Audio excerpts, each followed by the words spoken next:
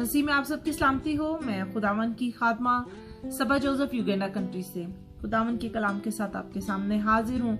आइए हम मिलके खुदावन के कलाम में से देखते हैं। आज हम देखेंगे यूहन्ना पहला बाब और उसकी बहुत ही फेमस वर्स 29, और इसमें लिखा है जॉन चैप्टर 1 वर्स 29 आयत। दूसरे दिन उसने यीशु को अपनी तरफ आते देखकर कहा, देखो ये खुदा का बरना है जो दुनिया का गुनाह उठा ले जाता है। आमीन। खुदा उनके पाक कलाम के पढ़े और सुने जाने पर उसकी बरकत हो। खुदा उन्हीं का शुक्र हो। आमीन। अजीजों, जब यूहन्ना यीशु के लिए ये लफ्ज बोलता है कि खुदा का बर्रा, ये कहां से जो है कॉन्सेप्ट जो है आया। उस टाइम पर पुराने इतामे में हम देखते हैं कि हैकल में लोग बर्रे को अपने साथ लेके जाते थे अपने गुनाहों के लिए, कि हम अपने गुनाह उसको देंगे और वो हमारे गुनाहों की खातिर जो है मज़बा पर उस आग में डाला जाएगा और वो जो है कुर्बान होगा। और बर्रा जो कि रास्तबाजी को शो कराता है, तो उस वक्त एक एक्सचेंज प्रोसेस होता था कि वो इंसान अपने गुनाह जो था वो उसको देता था और वो बर्रे की रास्तबाजी उसमें और उसका गुनाह उसके अंदर ट्रांसफर होता था। और बेसिकली तो जिसने गुनाह किया उसको हलाक होना चाहिए था, लेकिन हलाक कौन होता है? वो बर्रा, यानी वो उस कुर्बानी के लिए सिलेक्ट किया जाता है और उसमें डाला जाता है आग में, ताकि उसके गुनाह खत्म किए जाएं और वो खत्म हो। लेकिन वो गुनाह ऐसे थे कि अभी उसने कुर्बानी की और वो गुनाह खत्म हुए, लेकिन जैसे वो बाहर जाता था हैकल से, उससे फिर गुनाह सरजद होते थे, फिर वो अपने गुनाहों में गिरफ्तार होता था और फिर वो अगली दफा दोबारा अपने गुनाहों को उस बर्रे के साथ लेकर आता था। लेकिन वाहिद एक ये यीशु मसीह एक ऐसा बर्रा था, ऐसा सिलेक्ट हुआ बर्रा, जो खुदा ने कहा कि मैं इंसान के बार बार के गुनाह इसके ऊपर नहीं डालूंगा, बल्कि एक ही बार उसने क्या किया, तमाम दुनिया के गुनाह उठा लिए।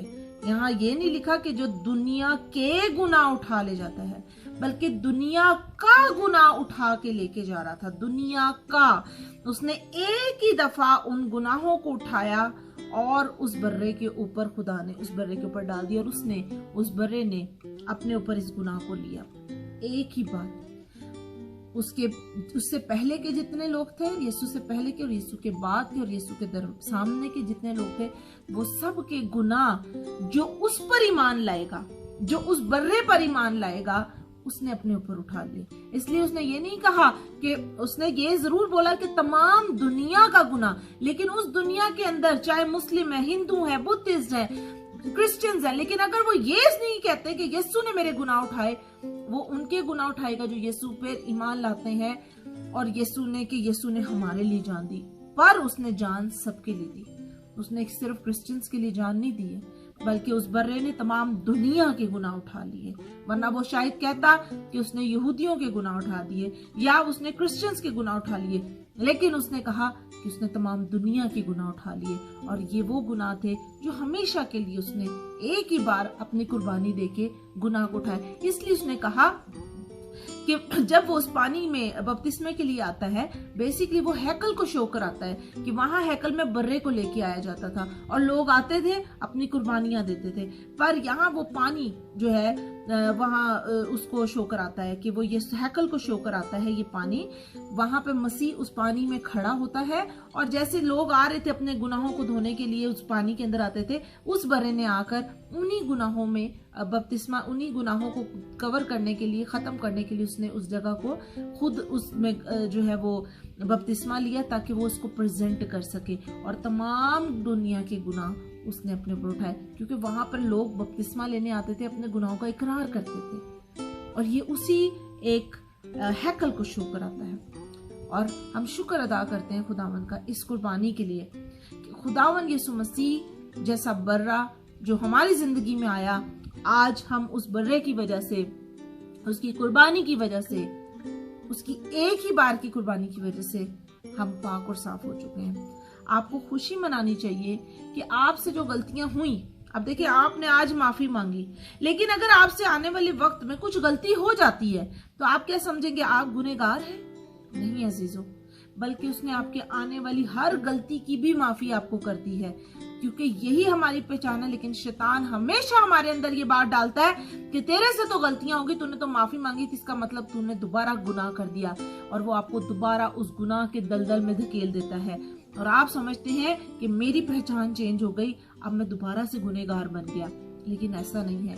उसने एक ही बार कुर्बान होकर आपके आने वाले वक्तों के भी गुनाहों को अपने ऊपर उठाया, माजी के भी और हाल और मुस्तकबिल के तमाम गुनाहों को अपने ऊपर उठा लिया, क्योंकि वो बर्रे की कुर्बानी ऐसी थी, वो सिर्फ बिलीव रखने पर है। अगर आपने बिलीव रखा है तो आपकी सारी माफी हो चुकी है, मरते दम तक आपकी माफी है। और जब वो आएगा तो ये बर्रा अपनी उन कौम को लेने आएगा, उन लोगों को लेने आएगा, उस दुल्हन को लेने आएगा, उन कवालियों को लेने आएगा जो इस बात पर बिलीव रखते हैं कि यही हमारा निजात देंदा है, यही हमारा दुल्हा है। खुदा इस कलाम के वसीला सबको बड़ी बरकत है। आइए हम अपने सर को झुकाते हैं। खुदा मैं शुक्रगुजारी करती हूँ इस खूबसूरत कलाम के लिए, इन बातों के लिए जो तुम्हारी जिंदगी में रखता है, खुदा इन भेदों के लिए। खुदावन आखिर जमाना है, तूने अपने कलाम को अपने लोगों पर खोला है, हम बेवजूदों निकम्मों को चुना ताकि हम इन बातों की गवाही दे सकें। खुदावन हमसे ऐसे ही बल्कि इससे भी बड़े बड़े काम ले ताकि रूहें नजात पाए और इस कलाम की इस बातों को समझ सके, गहरे तौर पर जान सके। मैं सबके लिए अक्ल, दनाई, हिकमत और फहम की रूह मांगती हूँ। जितने इस वीडियो को देख रहे, ऑडियो को सुन रहे, हमेशा तेरी बरकत को जाने और तेरे कलाम की गहरी बातों को समझे। ये सब कुछ मांगती पा लेती हूँ यीशु के नाम से, सुनो कबूल फरमा, आमीन। God bless you.